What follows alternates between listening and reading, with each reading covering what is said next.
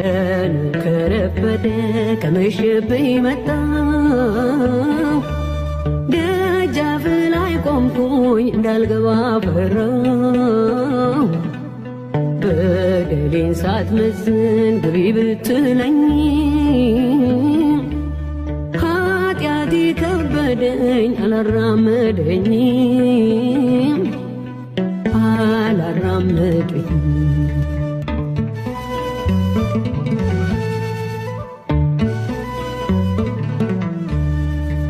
የሰው ዕድሜው እኮ አጭር ነው ጥቂት ነው። እንዴት ነው ሳላውቅህ ዘመኔ ያለቀው? ጉብዝናዬን ዓለም ስቃ ተጫውታበት እንዴት ብዬ ልርገጥ ደጅህን በድፍረት